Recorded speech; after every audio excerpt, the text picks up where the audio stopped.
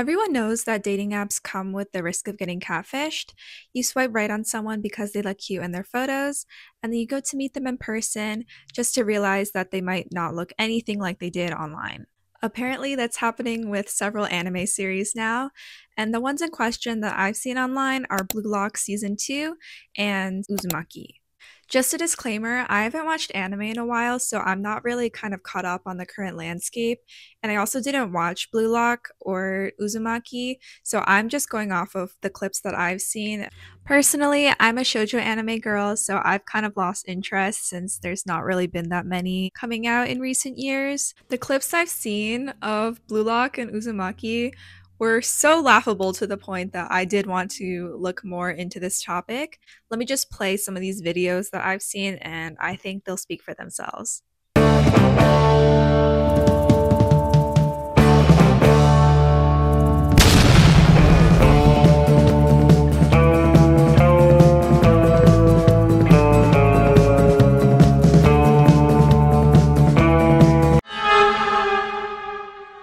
You know, I'm all for shortcuts and convenience, but at this point, calling this an animation is a bit of a stretch. They straight up used a PowerPoint slide transition. Honestly, I want to challenge myself to recreate this. I think I could. Don't get me wrong, I know that making a sports anime is a huge undertaking and a huge commitment in itself, and I know it's no easy feat to recreate the dynamic movements and expressions that are needed. But I think it's particularly because this is a sports anime that it's even more egregious that it looks like this and that there's like essentially no movement whatsoever. The only thing that I really see being animated are the mouths. Like, be so for real. The feet and the soccer ball are not even moving. I've seen people call this anime PNG lock or frame lock, and I can't even say they're exaggerating. However, what I'm not gonna do is blame the animators because it's probably like two people working overtime on $7 in a dream. And I was just joking here, but an animator who worked on Blue Lock Season 2 actually apparently came out recently to make a statement about why the animation looks the way it does. This is a translation of Martin Reyes' statement, but you can pause to read it if you want. Essentially, he was tasked with animating scenes from 5 episodes within the short span of a couple months, along with other underpaid and overworked animators. Their work also ended up being edited and dumbed down, essentially to meet the deadline. It seems that Martin also decided not to continue working on any other episodes after season 2, seeing as this was not work he could take pride in. So, what happened here? Obviously, it's a well known fact at this point that animators and artists of a variety of types are overworked and underpaid. But right now, as it stands, the anime industry is worth over $23 billion and is projected to keep growing. But where is all that money going? Clearly not to the animators. In a New York Times article, they interviewed a top animator named Tetsuya Akutsu, who, although he reportedly works over nearly every waking hour, he takes home just $1,400 to $3,800 a month as a top animator and an occasional director on some of Japan's most popular anime franchises. Top animators mainly do keyframe animation, which are the more defining shots in a scene. And even though he does more higher up work, he still barely gets paid that much.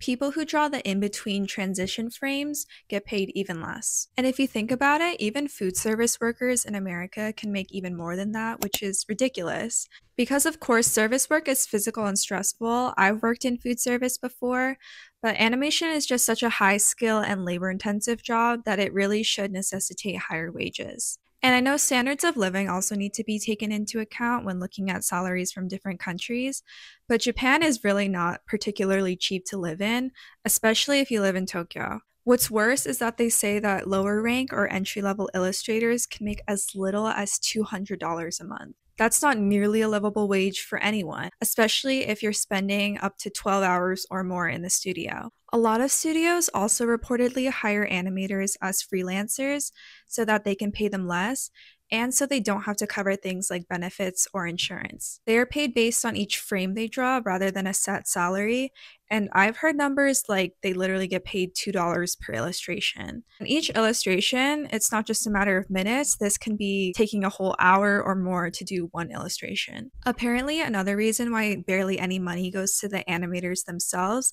is because of the structure of the production system. A group of other companies essentially invests in a show and finances the costs, which allows for less risk if the show flops.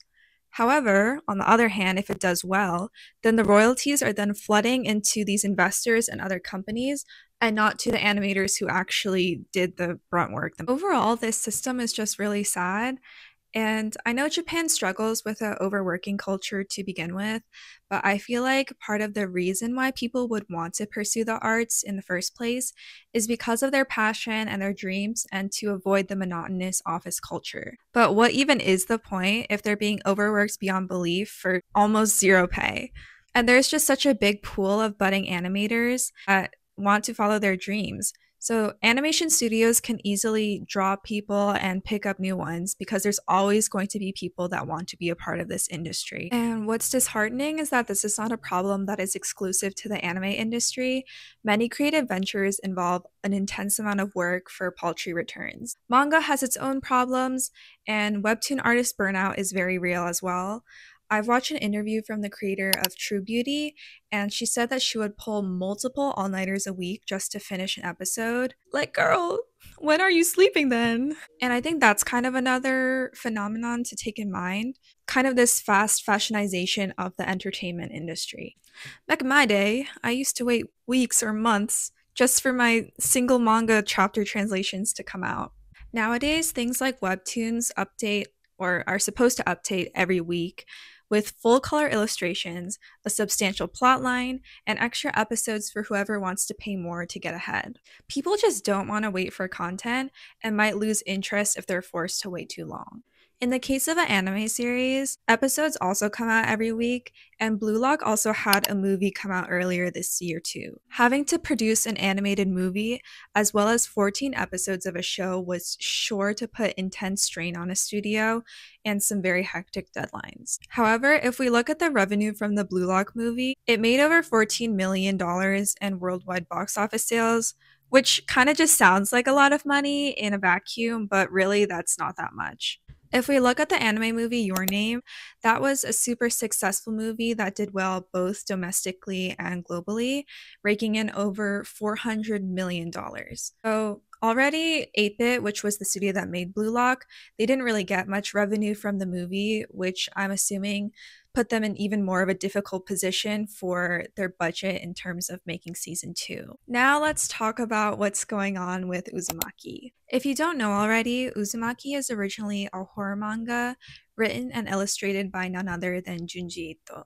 His illustration style is really iconic and easy to recognize, kind of characterized by these unnerving expressions, a lot of line work, and semi-realism.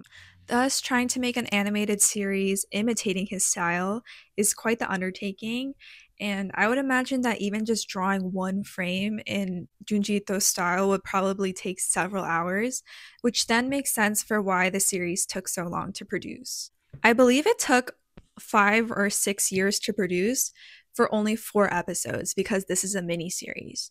Apparently, the first episode has a lot of highlight scenes that look strikingly similar to Junji Ito's original style, but some people have also accused the producers of using CGI. Based on what I've read, I think they actually used rotoscoping, which is a technique where you draw over the live action footage to produce these lifelike actions.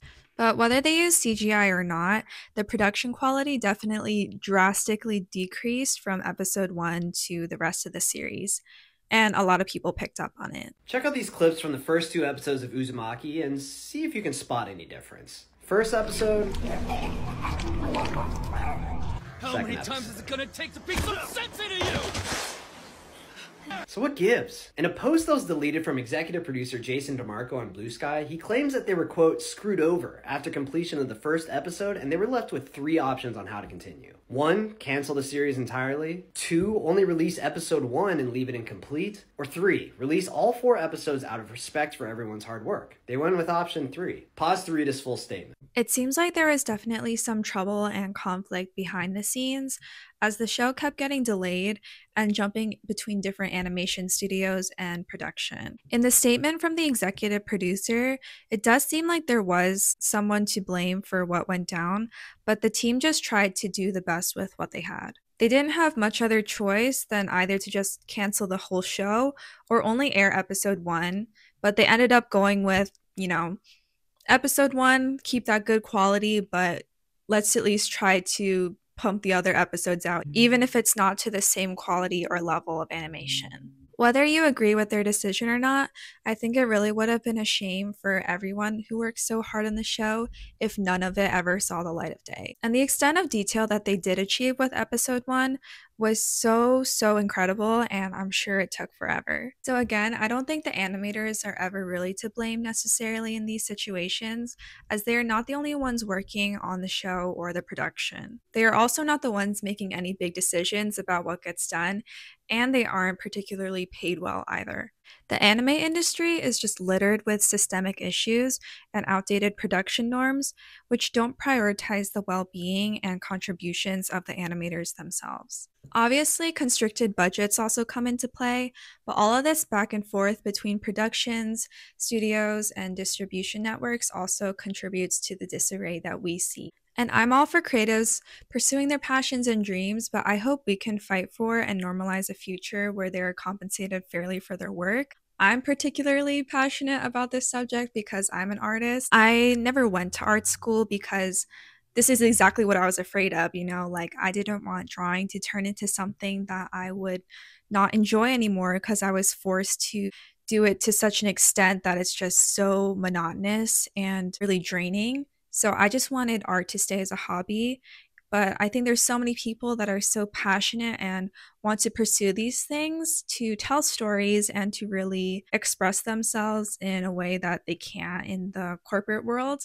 But it's just so sad to see that honestly, sometimes it looks like the corporate world has more benefits and incentives than the arts industry could ever. And I really want us to take into consideration that the content that we consume and criticize so casually, and I include myself in this, is made on the backs of hundreds of hardworking and often overworked people. For us, we turn on the TV for an hour or two and probably even just leave a show playing in the background while we cook or do other things. But for others, this is several years of backbreaking work. I hope that we can really kind of gain a better sense and appreciation for the people that are working so hard behind the scenes for us to just have this entertaining thing to watch. Anyways, that's all I have for today. Go tell an artist that you love them and appreciate them, and feel free to let me know your thoughts on this topic down below. Bye bye.